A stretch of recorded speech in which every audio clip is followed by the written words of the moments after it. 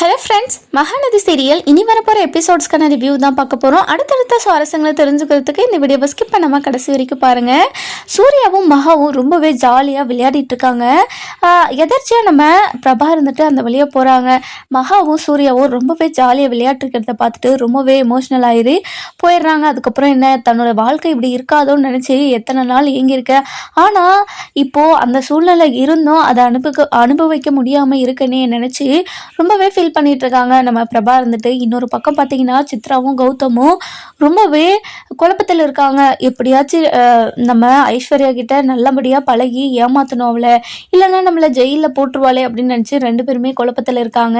கோடீஸ்வரியை வந்துட்டு இங்கே பாருங்க, நீங்கள் ரெண்டு பேரும் ஒன்றா இருந்தீங்க, கண்டிப்பாக ஐஸ்வர்யா இருந்துட்டு உங்களை ஜெயிலில் தூக்கி போடுறது கன்ஃபார்ம் உண்மைதான் அப்படின்ற மாதிரி சொல்லிடுறாங்க. இதெல்லாம் கேட்டால் சித்ராவும் கௌதமும் பயங்கர ஷாக் ஆயிடுறாங்க. இங்கே பாருங்கத்த, இனிமேல் நான் திருந்துடுறேன், கண்டிப்பாக நான் ஐஸ்வர்யாவுக்கு நல்ல புருஷனாக இருப்பேன், என்னோட குழந்தைக்கு நல்ல அப்பாவாக இருப்பேன் நான், கண்டிப்பாக. இது ஐஸ்வர்யா கிட்ட மட்டும் சொல்கிறீங்களா? என்ன மாப்பிள்ள நீங்கள் பேசுகிறீங்க? நீங்கள் எமோஷ்னலாக ஃபீல் பண்ணி ஐஸ்வர்யா கிட்ட சொல்கிறதெல்லாம் என்ன சொல்கிறாங்க பார்த்தீங்களா? இதுலேருந்தே தெரியல நீங்கள் நடிக்கிறீங்கன்னு அப்படின்ற மாதிரி கேட்குறாங்க. இதெல்லாம் கேட்டால் கௌதம் இருந்துட்டு, சத்தியமாக இல்லத்த, நான் உண்மையாகவே திருந்திட்டேன், என்னோட பொண்டாட்டி பிள்ளைங்களோட வாழணும்னு எனக்கு ரொம்ப ஆசையாக இருக்காத்த, ப்ளீஸ் அத்தை, ஐஸ்வர்யா கிட்ட பேசுறதுக்கு எனக்கு கொஞ்சம் கஷ்டமாக இருக்குது, ஏன்னா இதுக்கு முன்னாடி நிறைய தப்பு பண்ணிட்டேன், அவள் மூஞ்ச நேரடியாக பார்த்து பேசுகிறதுக்கு எனக்கு ரொம்ப கூச்சமாக இருக்காத்த, எனக்காக நீங்கள் போயிட்டு ஐஸ்வர்யா கிட்ட பேசுகிறீங்களாத்த அப்படின்ற மாதிரி கேட்குறாங்க. இல்லைங்க மாப்பிள்ள, கண்டிப்பாக அது மட்டும் என்னால் முடியாது, நீங்கள் எத்தனை தப்பு பண்ணியிருக்கீங்கன்னு சொல்லிட்டு இப்போ ஃபீல் பண்ணுறீங்களே, இதே எமோஷ்னலோடு போயிட்டு நீங்கள் ஐஸ்வர்யா கிட்ட பேசுங்க, கண்டிப்பாக ஐஸ்வர்யா உங்களை புரிஞ்சுப்பா அப்படின்ற மாதிரி சொல்கிறாங்க. இல்லத்த, கண்டிப்பாக அவள் என்னை புரிஞ்சுக்கவே மாட்டா, ஏன்னா நான் அவ்வளோ தப்பு பண்ணியிருக்கேன், அவள் பண்ணுறதும் கரெக்டு தான், நான் இல்லைன்னெல்லாம் சொல்லலை, ஆனால் நான் இப்போ தெரிஞ்சிருக்கேன், அது அவள் நம்புவாளா மாட்டாளான்னு கூட எனக்கு தெரியல, இப்போ கூட பாருங்கள், நீங்கள் கூட நம்புறீங்களா இல்லையான்னு கூட எனக்கு தெரியல அத்தை அப்படின்ற மாதிரி சொல்கிறாங்க. இங்கே பாருங்கள் மாப்பிள்ள, நீங்கள் நடிக்கலை அது எனக்கு பிரச்சனை கிடையாது, ஆனால் ஐஸ்வர்யா சந்தோஷமாக இருக்கணும், அது மட்டும்தான் எனக்கு முக்கியம் அப்படின்ற மாதிரி சொல்கிறாங்க. இங்கே பாருங்கத்த, நீங்களும் டவுட்டாக தானே என்கிட்ட பேசுகிறீங்க, இப்போது சத்தியமாக எனக்கு பிறக்க போகிற குழந்தை மேலே சத்தியமாக நான் திருந்திட்டாத்த, இனிமேல் பொண்டாட்டி புள்ளைங்களோடு சேர்ந்து நான் ரொம்பவே சந்தோஷமாக இருக்க போகிறேன் அப்படின்ற மாதிரி சொல்கிறாங்க. அதுக்கப்புறம் நம்ம சித்ரா வந்துட்டு, இங்கே பாருங்கள் சம்பந்தி, நானும் நிறைய தப்பு பண்ணிட்டேன், ஐஸ்வர்யாவை கஷ்டப்படுத்துகிற மாதிரி நிறைய வார்த்தை பேசிட்டேன், அதெல்லாம் ரொம்ப தப்புன்னு இப்போ தான் நான் உணர்ந்தேன், இனிமேல் எந்த தப்புமே நான் பண்ண மாட்டேன், இந்த வீட்டை கூட நம்ம எங்கள் அத்தை மாமா பேர்லேயே நான் எழுதி வச்சிடறேன், இப்போ நாங்கள் வாங்கின சொத்தை எல்லாத்தையும் நான் என் அத்தை மாமாக்கிட்டேயே கொடுத்துட்றேன், நாங்கள் பண்ணது ரொம்ப தப்புன்னு இப்போ எனக்கு புரிஞ்சிருச்சு, நீங்கள் எப்படியாவது ஐஸ்வர்யா கிட்டே பேசுங்க, நான் ஒரு நல்ல மாமியாராக என்னோட பேத்திக்கு ஒரு நல்ல பாட்டியாக இருக்கணும்னு எனக்கு ஆசையாக இருக்குது, ப்ளீஸ் சம்மந்தி நீங்கள் போயிட்டு அவங்க இது ஐஸ்வர்யா கிட்டே சொல்கிறீங்களா அப்படின்னு சொல்லிட்டு ரொம்பவே எமோஷ்னலாக ரெண்டு பேருமே சித்ரா கிட்ட பேசிகிட்டு இருக்காங்க, கோடீஸ்வரி கிட்ட பேசிகிட்டு இருக்காங்க. கோடீஸ்வரி இருந்துட்டு, இங்கே பாருங்க சம்பந்தி, நீங்கள் பேசுகிறதெல்லாம் வாஸ்தவம் தான், நானாக போய் பேசுனா கண்டிப்பாக ஐஸ்வர்யா நம்ப மாட்டா, நீங்கள் என்கிட்ட இப்போ எப்படியெல்லாம் பேசுனீங்களோ அந்த மாதிரி போய் பேசுங்க, அவள் மனசு மாறதுக்கு வாய்ப்பு இருக்குது அப்படின்ற மாதிரி சொல்கிறாங்க. இதெல்லாம் கேட்ட சித்ராவும் கௌதமும், இங்கே பாருங்கத்த, நீங்கள் சொல்கிறது வாஸ்தவம் தான், நான் இல்லைன்னெல்லாம் சொல்லலை, ஆனால் என்னோட மூஞ்ச பார்த்தாவே அவள் எரிஞ்சு உழுவா, ஏதாச்சும் கஷ்டப்படுற மாதிரி நான் என்னை நடத்துவா, ப்ளீஸ் அத்தை, எப்படியாச்சும் அவகிட்ட புரிய வைங்க, நீங்கள் சொல்லிட்டீங்களா, அதுக்கப்புறம் நான் போயிட்டு அவகிட்ட புரிய வச்சுக்கிறேன் அத்தை, ப்ளீஸ் அத்தை அப்படின்ற மாதிரி கெஞ்ச ஆரம்பிச்சிடறாரு. நம்ம கோடீஸ்வரி இருந்துட்டு, இங்கே பாருங்க மாப்பிள்ள, நீங்கள் இப்படியெல்லாம் என்கிட்ட கெஞ்சாதீங்க, உங்களை நான் வாயார மாப்பிள்ளைன்னு கூப்பிடணுன்னு எனக்கு ரொம்ப நாள் ஆசை, நீங்கள் எனக்கு ஒரு நல்ல மருமகனா, என்னோட பொண்ணுக்கு ஒரு நல்ல புருஷனா, இப்போ என்னோட பேத்திக்கு ஒரு நல்ல அப்பாவாக இருக்கணும் தான் நான் ஆசைப்பட்றேன், வேறு எதுவுமே எனக்கு வேணாம், உங்களை எனக்கு சம்பாதிச்சு கொடுங்க, எனக்கு சொத்து சோகம் எதுவுமே நீங்கள் ஏதாச்சும் கொடுங்கன்னு கேட்குறானா, என்னோட பொண்ணை நீங்கள் சந்தோஷமாக பார்த்துக்கோங்கன்னு தானே கேட்குறேன். அதை நீங்கள் பண்ண மாட்டீங்கன்னு என் பொண்ணை எவ்வளோ நாளாக கஷ்டப்படுத்திட்டு இருந்தீங்க. ஆனால் இப்போ திருந்துட்டீங்கன்னு சொல்கிறீங்க. இதுக்கு முன்னாடி திருந்துட்டேன்னு சொல்லிட்டு நிறைய டைம் பொய் சொல்லியிருக்கீங்க. இதெல்லாம் யோசிச்சு பார்த்தா கண்டிப்பாக என்னால் நம்ப முடியல நீங்கள் பேசுகிறதெல்லாம் பார்த்தா அப்படின்ற மாதிரி சொல்கிறாங்க. நம்ம கௌதம் இருந்துட்டு இங்கே பாருங்க அத்தை, இதுக்கு முன்னாடி நான் பண்ணதான், நான் இல்லைன்னெல்லாம் சொல்லலை. சத்தியமாக கடவுள் மேலே சத்தியமாக நான் இந்த டைம் திருந்திட்டேன். ப்ளீஸ் அத்தை என்ன புரிஞ்சுக்கோங்க அத்தை அப்படின்ற மாதிரி சொல்கிறாங்க. அதுக்கப்புறம் என்ன நம்ம சித்ராவும் நம்ம கோடீஸ்வரி கிட்ட மன்னிப்பு கேட்குறாங்க. என்னை மன்னிச்சிடுங்க சம்மந்தி, உங்களையும் நிறைய வார்த்தையாலே கஷ்டப்படுத்தியிருக்கேன், அதுக்கப்புறம் செயலாலேயும் ரொம்பவே ரொம்ப சாரி சம்மந்தி. இனிமே நான் என்ன ஒரு நல்ல சம்மந்தியாகவும் நல்ல மாமியாரும் நல்ல பாட்டியாகவும் தான் என்னை பார்க்க போகிறீங்க. கண்டிப்பாக நான் ஒரு நல்ல மாமியாராக இருப்பேன், ஒரு நல்ல மனுஷியாக மாறுவேன், அது நீங்கள் பார்க்க போகிறீங்க அப்படின்ற மாதிரி சொல்கிறாங்க. இங்கே பாருங்கள், நீங்கள் இவ்வளோ பேசுகிறத ஐஸ்வர்யா கிட்ட போயிட்டு பேசினா கண்டிப்பாக ஐஸ்வர்யா புரிஞ்சுப்பா அப்படின்ற மாதிரி சொல்லவும், சித்ராவும் கௌதமும் கண்டிப்பாக நான் ஐஸ்வர்யா கிட்ட பேசுகிறேன், உங்ககிட்ட பேசுறதுல கொஞ்சம் மனசு லேசான மாதிரி இருக்குது அப்படின்ற மாதிரி சொல்கிறாங்க. கோடீஸ்வரி இருந்துட்டு சரி நீங்கள் போயிட்டு ஐஸ்வர்யா கிட்ட பேசுங்க, அவள் மனசு மாறுறதுக்கு வாய்ப்பு இருக்குது. அப்படியே மாறலனாலையும் நீங்கள் இப்படியே கொஞ்ச நாள் அவகிட்ட ரொம்ப பாசமாக இருந்தீங்கன்னா, ஆனால் இப்படியே அப்படின்னா நீங்கள் உண்மையாக இருந்தால் கண்டிப்பாக ஐஸ்வர்யா மனசு மாறிடும் அப்படின்ற மாதிரி சொல்கிறாங்க. இதெல்லாம் கேட்ட கௌதமும் சித்ராவும் கண்டிப்பாக நான் ஐஸ்வர்யாவுக்கு ஒரு நல்ல மாமியாராக இருப்பேன், கௌதம் இருந்துட்டு நான் நல்ல புருஷனாக இருப்பேன் அப்படின்னு சொல்லிட்டு மாற்றி சொல்லிட்டு இருக்காங்க. அதுக்கப்புறம் என்ன, நம்ம கோடீஸ்வரி இருந்துட்டு மனசுக்குள்ளே ரொம்பவே சந்தோஷப்படுறாங்க. இனிமே ஐஸ்வர்யா வாழ்க்கையும் சரி பண்ணியாச்சு, ஐஸ்வர்யா சந்தோஷமாக இருந்தால் எனக்கு அதுவே போதும் அப்படின்ற மாதிரி மனசுக்குள்ளேயே ரொம்ப குழுன்னு இருக்காங்க. அதுக்கப்புறம் என்ன, நம்ம கோடீஸ்வரி இருந்துட்டு அவங்க ஹஸ்பண்ட் கிட்ட போயிட்டு சொல்கிறாங்க. சொன்ன உடனே அவங்க ஹஸ்பண்ட் பயங்கர சந்தோஷம். இங்கே பாரு கோட்டி, இதனால் வரைக்கும் நம்ம ஐஸ்வர்யா சந்தோஷமாக இருப்பாளான்னு சொல்லிட்டு நம்ம எத்தனை கடவுளை வேண்டியிருப்போம், இப்போ அது நிறைவேற போகுது, எனக்கு ரொம்ப சந்தோஷமா இருக்கு கோட்டி அப்படின்ற மாதிரி சொல்றாங்க. எனக்கும் ரொம்ப சந்தோஷமா இருந்துச்சு. சம்மந்தி என்கிட்ட இப்படியெல்லாம் பேசுவாங்கன்னு சத்தியமா நான் எதிர்பார்க்கவே இல்லை. இவங்க இப்படியே இருந்துட்டா எனக்கு ரொம்ப சந்தோஷமா இருக்குங்க.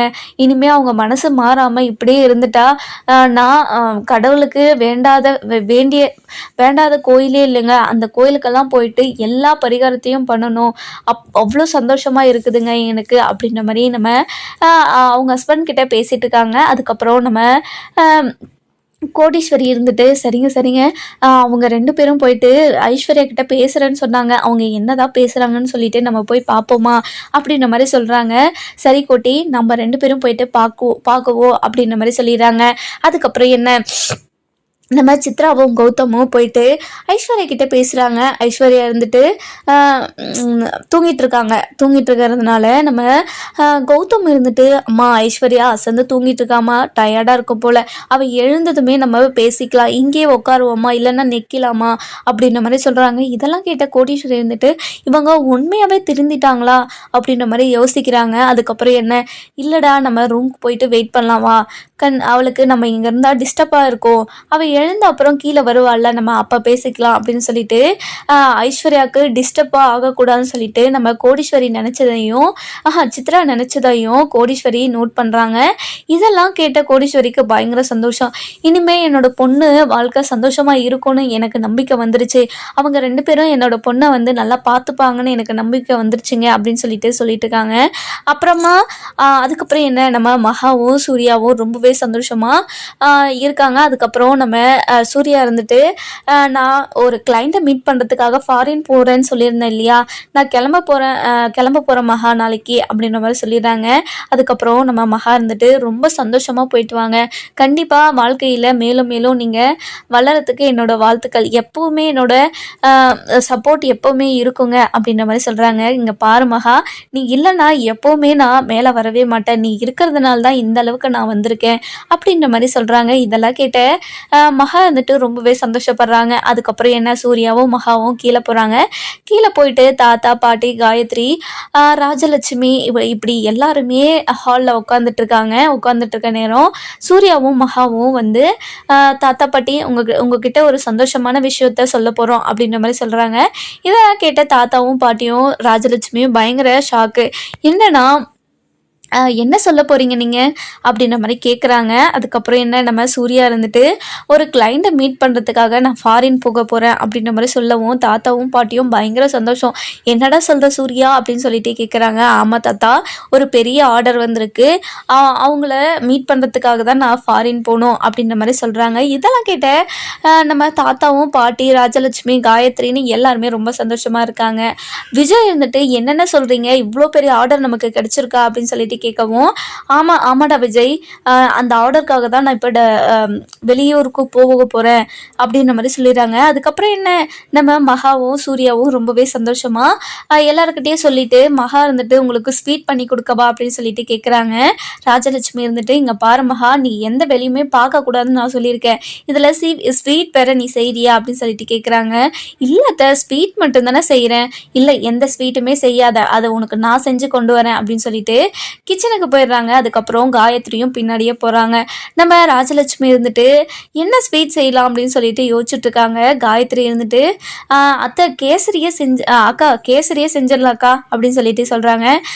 சரி காயத்ரி, நம்ம கேசரியே செஞ்சிடலாம் அப்படின்னு சொல்லிட்டு கேசரி செய்ய ஆரம்பிக்கிறாங்க. அதுக்கப்புறம் என்ன கேசரியெல்லாம் கிண்டி முடிச்சுட்டு எல்லாத்தையுமே பவுலில் போட்டு ஆளுக்கு ஒவ்வொன்றா எடுத்துகிட்டு போய் கொடுக்குறாங்க. அதுக்கப்புறம் நம்ம ராஜலட்சுமி இருந்துட்டு தாத்தாக்கு பாட்டிக்கு சூர்யா நம்ம மகா விஜய்னு எல்லாருக்குமே கொடுக்குறாங்க. நம்ம விஜய் இருந்துட்டு இன்னொரு பவுல் கொடுங்க அப்படின்னு சொல்லிட்டு கேட்குறாங்க.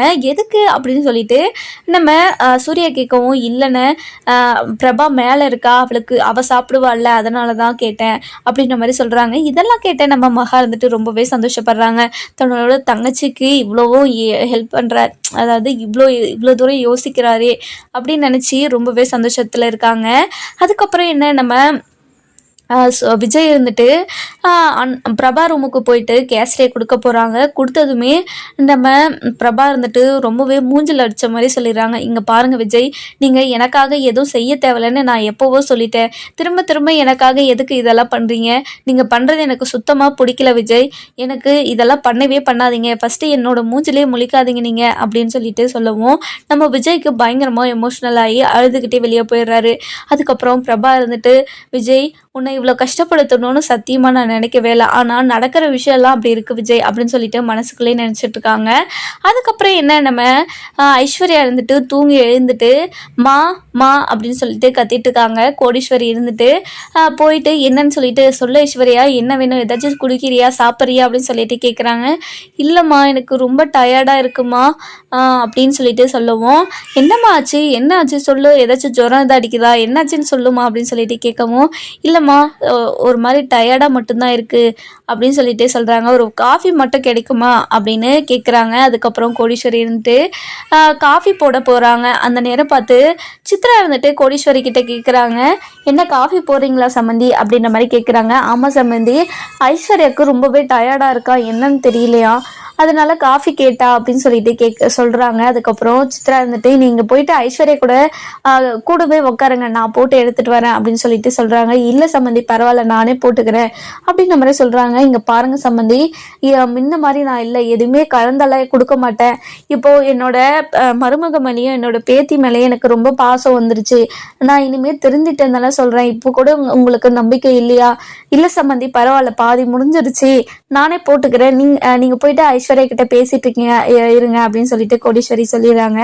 அதுக்கப்புறம் என்ன கோடீஸ்வரி இருந்துட்டு இப்போவும் என் மேலே நம்பிக்கை இல்லை அப்படின்னு சொல்லிட்டு போயிடுறாங்க. அதுக்கப்புறம் கோடீஸ்வரி இருந்துட்டு என்ன இவங்க உண்மையாகவே தெரிஞ்சிட்டாங்களா அப்படின்னு சொல்லிட்டு ஒரு நிமிஷம் யோசிக்கிறாங்க. அதுக்கப்புறம் சித்ரா இருந்துட்டு கௌதம் கிட்ட போயிட்டு, ஐஸ்வர்யா கண்ணை முழிச்சு தூங்கி எழுந்துச்சுட்டாளாட்டுங்குதுடா, வாடா நம்ம போய் பேசிட்டு வந்துடலாம் அப்படின்னு சொல்லிட்டு கூப்பிடுறாங்க. அதுக்கப்புறம் கௌதமும் சித்ராவும் சேர்ந்துட்டு ஐஸ்வர்யா ரூமுக்கு போகிறாங்க. போன உடனே கௌதம் இருந்துட்டு, ஐஸ்வர்யா இப்போ எப்படி இருக்கா ஐஸ்வர்யா அப்படின்னு சொல்லிட்டு கேட்குறாங்க. என்ன புதுசாக ரொம்ப அக்கறை வந்துட்டுக்குது, எதுக்காக என்கிட்ட இப்படியெல்லாம் பேசுகிறீங்க அப்படின்னு சொல்லிட்டு ரொம்பவே எப்போவுமே பேசுகிற மாதிரி பேசுகிறாங்க. அதுக்கப்புறம் கௌதம் இருந்துட்டு, இங்கே பாரு ஐஸ்வர்யா, இத்தனை நாள் பண்ணது ரொம்ப பெரிய தப்பு தான், என்ன மன்னிச்சிடு ஐஸ்வர்யா, இனிமே என்னோட குழந்தை நீனு, நான் ரொம்ப சந்தோஷமாக உங்களை 2 பேருமே பார்த்துக்கிறேன் ஐஸ்வர்யா அப்படின்னு சொல்லிட்டு சொல்கிறாங்க. இங்கே பாருங்கள், நீங்கள் சொல்கிறதெல்லாம் நம்பி என்னாலலாம் அப்படியெல்லாம் இருக்க முடியாதுங்க. நீங்கள் எப்போ பொய் சொல்கிறீங்க, எப்போ உண்மையாக சொல்கிறீங்கன்னு எனக்கு தெரியல. ஏன்னா பொய் சொல்லி இவ்வளோ தூரம் என்னை கொண்டு வந்து நிறுத்திட்டீங்க, என்னை எவ்வளோ அசிங்கப்படுத்திருக்கீங்கன்னு தெரியுங்களா உங்களுக்கு அப்படின்னு சொல்லிட்டு கேட்குறாங்க. நம்ம கௌதம் இருந்துட்டு, இங்கே பாரு ஐஸ்வர்யா, நான் பண்ணதெல்லாம் பெரிய தப்பு தான், யாருமே மன்னிக்க முடியாத தப்பு தான், நான் ஒத்துக்கிறேன், நான் இல்லைன்னெல்லாம் சொல்லலை. ஆனால் நான் இப்போ மனசார திருந்தி வந்திருக்கேன். என்னோட குழந்தையும் உன்னையும் நான் ரொம்ப சந்தோஷமாக வச்சுக்கணும்னு நினைக்கிறேன். இப்போ என்ன ஏற்றுக்கோ ஐஸ்வர்யா, ப்ளீஸ் ஐஸ்வர்யா அப்படின்னு சொல்லிட்டு சொல்கிறாங்க. இதெல்லாம் கேட்ட நம்ம ஐஸ்வர்யா இருந்துட்டு, இதை நம்பலாமா வேணாவான்னு சொல்லிட்டு ஒரு நிமிஷம் யோசிச்சுட்டே இருக்காங்க. அதுக்கப்புறம் என்ன, நம்ம மகாவும் சூர்யாவும் ஐஸ்வர்யாவுக்கு கால் பண்ணுறாங்க. கால் பண்ணும்போது நம்ம ஐஸ்வர்யா இருந்துட்டு எடுத்து பேசுகிறாங்க. சொல்லு மகா, எப்படி இருக்க? அக்கா நீ எப்படி இருக்கக்கா, நல்லா இருக்கியா, டைமுக்கு சாப்பிட்றியா அப்படின்னு சொல்லிட்டு கேட்கவும், ஐஸ்வர்யா இருந்துட்டு ஓ மகா நல்லா சாப்பிட்றேன், நல்லா தான் இருக்கேன், சரி மகா நான் அப்புறமா பண்ணுறேன், கொஞ்சம் முக்கியமான வேலை வேறு இருக்குது அப்படின்னு சொல்லிட்டு சொல்கிறாங்க. சரிக்கா நீ பாருக்கா, நான் அப்புறமா கூப்பிட்றேன் அப்படின்னு சொல்லிட்டு மகாவும் ஃபோனை வச்சுறாங்க. அதுக்கப்புறம் நம்ம கௌதம் இருந்துட்டு, இங்கே பாரு ஐஸ்வர்யா, நீ என்ன சொன்னாலும் பண்ணாலும் இனிமே நான் உன் பக்கம் தான் இருக்க போகிறேன், என்னை மன்னிச்சிடு ஐஸ்வர்யா, ப்ளீஸ் ஐஸ்வர்யா, என்னை மன்னிச்சிட்டுன்னு ஒரு வார்த்தை மட்டும் சொல்லு ஐஸ்வர்யா, ப்ளீஸ் ஐஸ்வர்யா அப்படின்னு சொல்லிட்டு ஐஸ்வர்யா கிட்ட கெஞ்சிட்டே இருக்காங்க. அதுக்கப்புறம் சித்ரா இருந்துட்டு, இங்கே பாருமா ஐஸ்வர்யா, உன்னை இத்தனை நாளாக கொடுமை பண்ணிட்டேன், நான் ஒரு மாமியாராக உங்ககிட்ட ஒரு நாள் கூட நான் நடந்துக்கவே இல்லை, ஆனால் இப்போ ரொம்ப ஃபீல் பண்ணுறேன் அப்படியெல்லாம் நடந்துக்கலன்னு. இனிமே என்னோடய மருமகளையும் என்னோடய பேத்தியோ பேரனோ யாரோ அவங்க யாராக இருந்தாலையும் அவங்கள சந்தோஷமாக பார்த்துக்கணும், ஒரு பாட்டியாக அவங்கள ரொம்ப சந்தோஷப்படுத்தணும்னு ஆசையாக இருக்குது, ப்ளீஸ் ஐஸ்வர்யா எங்கள் 2 பேரையும் நீ மன்னிச்சிடு ஐஸ்வர்யா அப்படின்னு சொல்லிட்டு ரொம்பவே எமோஷ்னலாக பேசிகிட்டு இருக்காங்க. ஆனால் நம்ம ஐஸ்வர்யா இருந்துட்டு, இங்கே பாருங்கள், நீங்கள் பேசுறதெல்லாம் என்னால் நம்ப முடியல, எங்கடா ஜெயிலுக்கு அனுப்பிடுவாங்கன்னு சொல்லிட்டு அதனால தானே இப்படியெல்லாம் என்கிட்ட வந்து பேசிட்டு இருக்கீங்க அப்படின்ற மாதிரி சொல்லுமோ. இதெல்லாம் கேட்ட நம்ம ஐஸ்வர்யாவும் நம்ம சித்ராவும் கௌதமும் ரொம்பவே எமோஷனல் ஆயிடுறாங்க. இங்கே பாரு ஐஸ்வர்யா, சத்தியமா இப்போ மனசார தான் திருந்தி வந்திருக்கோம், நம்ப ஐஸ்வர்யா, இல்லை உங்களெல்லாம் நம்ப முடியாது, நீங்கள் எங்கடா ஜெயிலுக்கு போயிட்டு கஷ்டப்பட்டுருவோம்னு நினச்சிதான் எங்கிட்ட இப்போ நடிச்சிட்டு இருக்கீங்க, எனக்கு நல்லா தெரியும் அப்படின்ற மாதிரி சொல்லிடுறாங்க. அதுக்கப்புறம் என்ன, சித்ராவும் கௌதமும் ஐஸ்வர்யா காலில் விழுந்துடுறாங்க. விழுந்த உடனே ஐஸ்வர்யா இருந்துட்டு, இங்கே பாருங்கள், என் காலில் விழுந்த எனக்கு பாவத்தை சேர்க்காதீங்க, என்னோட பிள்ளைக்கு பாவம் தான் வந்து சேரும், நீங்கள் காலில் விழுந்தான் என் காலிலெல்லாம் விழுகாதீங்க, எனக்கு நம்பிக்கை வரை வரைக்கும் நான் இப்படி தான் இருக்க போகிறேன் அப்படின்ற மாதிரி சொல்கிறாங்க. இங்கே பாரு ஐஸ்வர்யா, உனக்கு நம்பிக்கை எப்போ வருமோ அப்போ வரட்டும், ஆனால் இனிமேல் நாங்கள் உன்னை சந்தோஷமாக தான் வச்சு பார்த்துக்க போகிறோம் அப்படின்ற மாதிரி சொல்கிறாங்க. அதுக்கப்புறம் என்ன, நம்ம மகா இருந்துட்டு நம்ம சூர்யா கிட்ட சொல்கிறாங்க. சூர்யா, இப்போது எனக்கு ஐஸ்வர்யா பார்க்கணும் போல் இருக்குது, நான் ஐஸ்வர்யா கிட்ட கூப்பிட்டு போகிறீங்களா அப்படின்னு சொல்லிட்டு கேட்குறாங்க. அதுக்கப்புறம் மகாவும் சூர்யாவும் ஐஸ்வர்யா வீட்டுக்கு கிளம்புறாங்க. கிளம்பிட்ட உடனேயே நம்ம ஐஸ்வர்யா இருந்துட்டு ரொம்பவே எமோஷ்னலாகி இவங்க இவங்க மாறி இருக்க மாட்டாங்களான்னு சொல்லிட்டு ரொம்பவே குழப்பத்தோடு இருக்காங்க. அந்த நேரம் பார்த்து கோடீஸ்வரி இருந்துட்டு ரூமுக்கு போகிறாங்க. ரூமுக்கு போன உடனே, அம்மா இங்கே வாங்கம்மா, உங்ககிட்ட கொஞ்சம் பேசணும் அப்படின்னு சொல்லிட்டு சொல்கிறாங்க. அதுக்கப்புறம் கோடீஸ்வரியும் போயிட்டு, என்னம்மா ஐஸ்வர்யா, என்னாச்சு சொல்லுமா அப்படின்னு சொல்லிட்டு கேட்குறாங்க. அம்மா, சித்ராவும் கௌதமும் வந்து என்கிட்ட ரொம்பவே எமோஷ்னலாக என்னை மன்னிச்சிடுங்க, நான் மாறிட்டேன் அப்படின்ற மாதிரியெல்லாம் சொன்னாங்கம்மா, ஆனால் அவங்க சொல்கிறத என்னால் நம்பவே முடியல, என்னோட கால்லெல்லாம் விழுறாங்கம்மா, அவங்க மாறிட்டாங்களா இல்லையான்னு என்னால் எப்படி நம்ப முடியும், இத்தனை நாள் வரைக்கும் அவங்க என்னை ஏமாற்றி என்னை அசிங்கப்படுத்தி கேவலப்படுத்தி தான் பார்த்துருக்காங்க, ஆனால் இப்போது மனசார திருந்திட்டேன் அப்படின்னு சொல்லிட்டு வந்து கேட்குறாங்கம்மா. நான் கேட்டேன், நீங்கள் ஜெயிலுக்கு போயிடுவங்கன்னு தான் இப்படியெல்லாம் என்கிட்ட வந்து பேசுகிறீங்களான்னு கேட்டேன், ஆனால் அதுக்கு இல்லைன்னு சொல்கிறாங்கம்மா, நான் எதை நம்புறது எதை நம்பக்கூடாதுன்னு எனக்கு தெரியலம்மா, இப்போது நம்பி தான் நான் இந்த நிலமையில இருக்கேன், திரும்பவும் எனக்கு நம்புறதுக்கு என்னால் முடியலம்மா அப்படின்னு சொல்லிட்டு கோடீஸ்வரி கிட்ட சொல்லவும், கோடீஸ்வரி இருந்துட்டு, இங்கே பாருமா ஐஸ்வர்யா, எனக்கு என்னமோ சித்ராவும் கௌதமும் திருந்திட்ட மாதிரி தான் எனக்கு தெரியுது, ப்ளீஸ் ப்ளீஸ் ப்ளீஸ் ஐஸ்வர்யா, அடுத்த டைம் ஏதாச்சும் தப்பு பண்ணாங்களாம் பார்த்துக்கலாம். கண்டிப்பாக தப்பு பண்ண மாட்டாங்கன்னு தான் நான் நினைக்கிறேன். நீ கொஞ்சம் நீ கொஞ்சம் கன்சிடர் பண்ணு ப்ளீஸ். நீ வந்து அவங்கள மன்னிச்சு ஏற்றுக்கோ. அவங்க எந்த தப்பு பண்ண மாட்டாங்கன்னு தான் நான் நினைக்கிறேன். ப்ளீஸ் ஐஸ்வர்யா அப்படின்னு சொல்லிட்டு இருக்காங்க. அந்த நேரம் பார்த்து மகாவும் சூர்யாவும் வீட்டுக்கு வராங்க. வீட்டுக்கு வந்த உடனே ஐஸ்வர்யா அக்கா, ஐஸ்வர்யாக்கா மா அப்படின்னு சொல்லிட்டு கத்திட்டு இருக்காங்க.